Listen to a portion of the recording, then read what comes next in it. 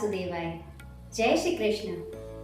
બાળ મિત્રો, ગયા વિડીયોમાં આપણે શ્રીમદ ભગવદ્ ગીતા એ મહાભારતનો જ એક ભાગ છે તેના વિશે જાણ્યું તથા તેના રચયિતા શ્રી વેદવ્યાસજી વિશે જાણ્યું.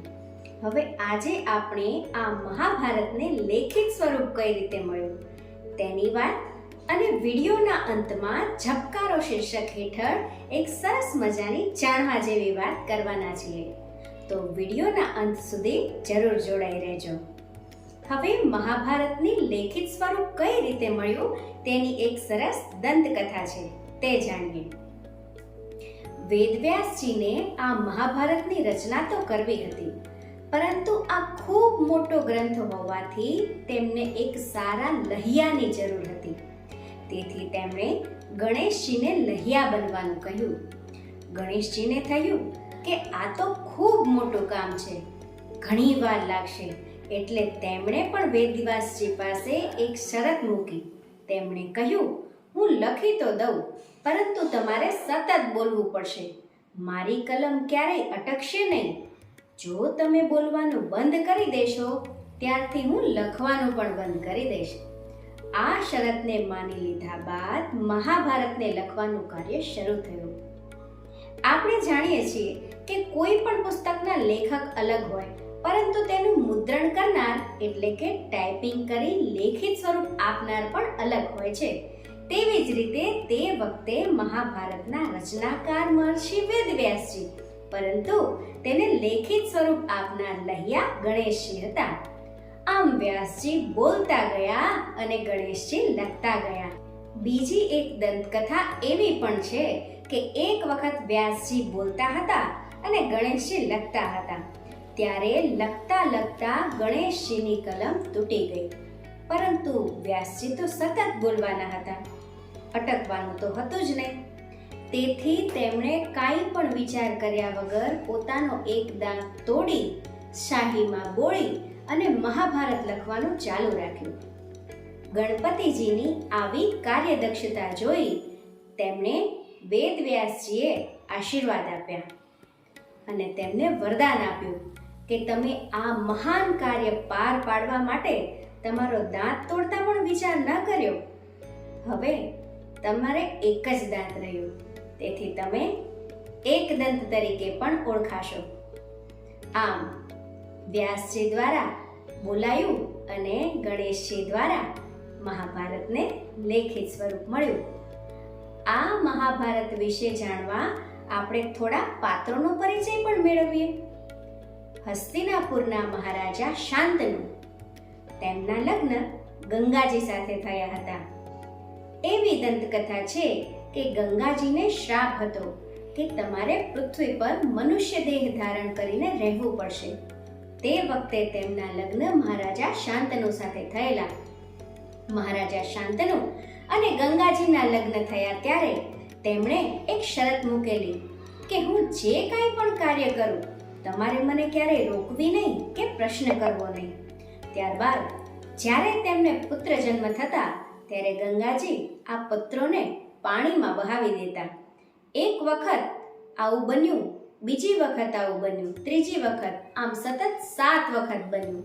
જ્યારે 8મી વખત આવું બન્યું ત્યારે શાંતનુ રાજાએ ગંગાજીને રોકીને પૂછ્યું કે તમે આવું શા માટે કરો છો? ત્યારે ગંગાજી એ પુત્રને શાંતનુ રાજાના હાથમાં આપી અને ચાલ્યા જાય છે. આમ આ પુત્રનું નામ દેવવ્રત પડ્યું અને આ બાળકને ઉછેરવાની જવાબદારી મહારાજા શાંતનુ પર આવતા તેમણે લગ્ન કરવાનું વિચાર્યું અને તેમના લગ્ન સત્યવતી એટલે કે મત્સ્યગંધા સાથે નક્કી થયા. મહારાજા શાંતનુને એક પુત્ર છે એ જાણી સત્યવતીના પિતાજીએ મહારાજા શાંતનુને દીકરી પરણાવતી વખતે એક શરત મૂકી કે સત્યવતીનો થનાર પુત્ર જ રાજા બને. તે વખતે એવો નિયમ હતો કે રાજાનો સૌથી મોટો પુત્ર જ રાજગાદીએ બેસે. આ કારણે મહારાજા શાંતનુને ધર્મ સંકટ થયું કે રાજગાદી તો દેવવ્રતને જ આપવી પડે. ત્યારે દેવવ્રત પિતાજીની આ મૂંઝવણ સમજી જઈ અને એક કઠોર પ્રતિજ્ઞા કરે છે કે હું રાજગાદીએ નહીં બેસું. ત્યારે સત્યવતીના પિતાજી કહે છે કે તમે ન બેસો, પરંતુ આગળ તમારા જે પુત્રો થાય તે રાજગાદી પરનો અધિકાર માંગે ત્યારે શું કરશો?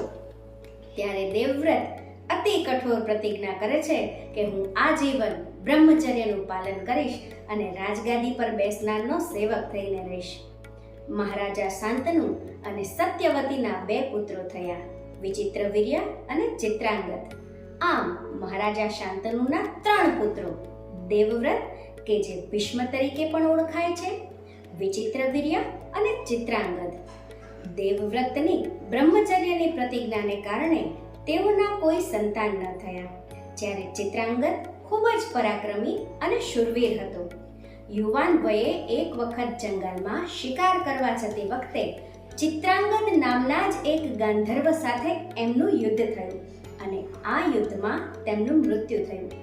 હવે ગાદી વિચિત્રવીર્યને મળી.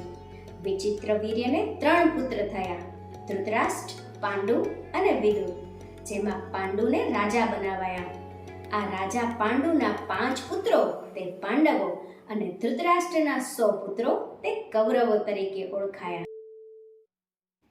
આમ શાંતનુના ગંગાજી અને સત્યવતી સાથે લગ્ન થયા બાદ તેમના 3 પુત્રોમાંથી વિચિત્રવીર્યની પેઢી આગળ વધી.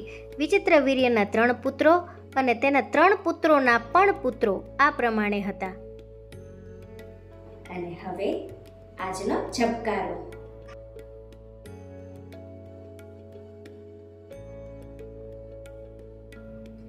શું તમે જાણો છો કે દેવવ્રત ભીષ્મ તરીકે કેમ ઓળખાયા?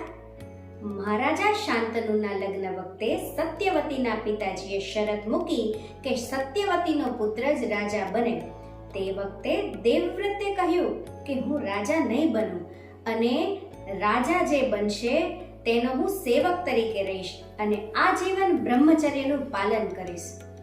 આ પ્રતિજ્ઞા સાંભળી અને દેવતાઓ પણ ભીષ્મ ભીષ્મ એટલે કે અતિ કઠોર, ભયંકર એવું કહેવા લાગ્યા. આ અતિ કઠોર એટલે કે ભીષ્મ પ્રતિજ્ઞાને કારણે તેઓ ભીષ્મ તરીકે ઓળખાયા. તો આજના વિડીયોમાં આટલું જ. હવે પછીના વિડીયોમાં પાંડવો અને કૌરવો વિશેની માહિતી મેળવીશું. ઓમ નમો ભગવતે વાસુદેવાય. જય શ્રી કૃષ્ણ.